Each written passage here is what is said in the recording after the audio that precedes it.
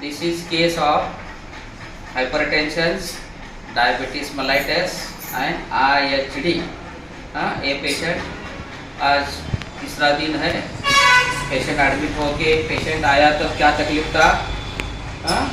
Up down पे ज़्यादा pen up down में है, वोमिटिंग सेशन है और उसको vertigo, loss of appetite and loss of balance, ये सिम्टम्स लेके हमारे हॉस्पिटल में एडमिट हो गया।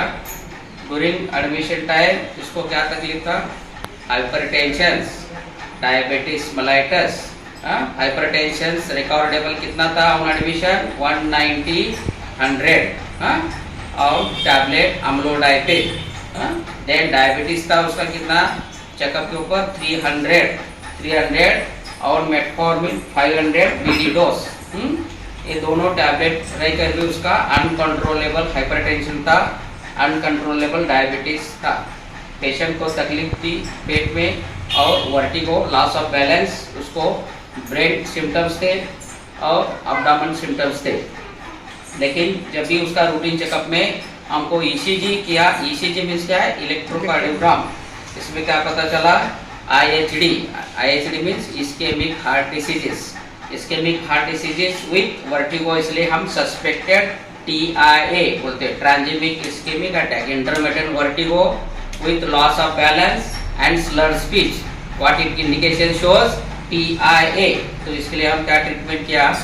3 डेज आज एडमिट है पेशेंट को, आज ब्लड प्रेशर ट्रीट किया, 190 का 130 तक आ गया एंड शुगर कितना था? 300। तो उसको ट्रीटमेंट मेटफॉर्मिन 500 था। Is it right? फिर vertigo is intermittent because of some time उसको हाइपोग्लाइसेमिया होता था। तो उसका रिनल फंक्शन टेस्ट किया, रिनल में क्या रूटीन प्रॉब्लम है? रिनल थ्रेशोल्ड हेलो इम्बैलेंस है। Average sugar HbA1c test check किया, उसके बाद उसमें क्या मिला के देखा तो उसमें रिपोर्ट नॉर्मल थे। इसको hypoglycaemia because of overdose of metformin. तो मेटफॉर्मिन कितना आ जा गया? Half tablet of metformin, amlodipine 500 mg। ये कितने साल से ब्लड प्रेशर है? 10 साल से। तो डायबिटीज मेलाइटिस कितने साल से? 5 साल से। Is it right? It is still there is a uncontrolling both because of his only age-related trace. Trace is a very common cause for all diseases.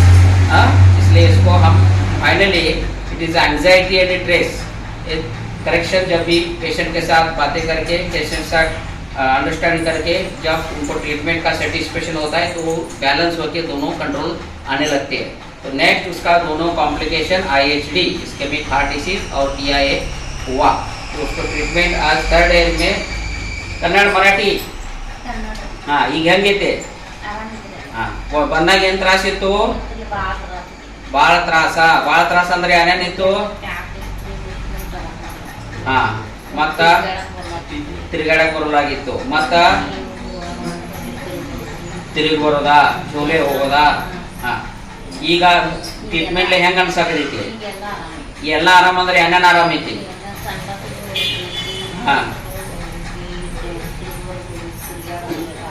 Yes, that is things in Ayurveda and Heart Care Center, Madhuri Marshall, doctor JB Mane, उनको आज का जो treatment दिया है with medicine से treatment कभी all patient का problem solve नहीं होता।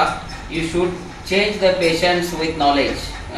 नॉलेज के साथ पेशेंट को जब भी ट्रीटमेंट देते हैं तब उनके मन के बाद हमारे बाद में बातें में जो फ्रीनेस जो होता है और कंफर्ट जो होता है ऑटोमेटिकली उनका ट्रेस कंट्रोल हो जाता है। और ट्रेस के साथ हम जो डायबिटीज़ है, IHD है, हाइपरटेंशन है, ये इजीली पेशेंट को हम ट्रीटमेंट दे सकते हैं। इस 3 disease whatever it may be, this one hypertension and diabetes, these are both hormone imbalance disease.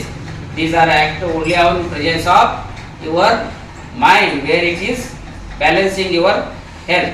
Is it right? That's why इसको चेंज करना पड़ता है, इसको डाइट एडवाइस अच्छा देना पड़ता है, इसको एक्सरसाइज सिखाना पड़ता है, how to balance yourself, कितना स्ट्रेस लेना पड़ता है ये सिखाना पड़ता है।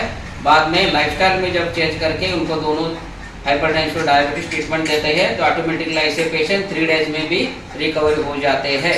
तो इसको now the patient is good in health, discharge ಮಾಡೋಣ ಮಾಡೋಣ, patient is happy they want to go home because of these all parameters are normal. These all parameters why normal? Because of she comfort with the doctors and hospitals and treatments, and that's why she reduced stress in his health, and automatically so many conditions are react with this medicines. Okay, thank you.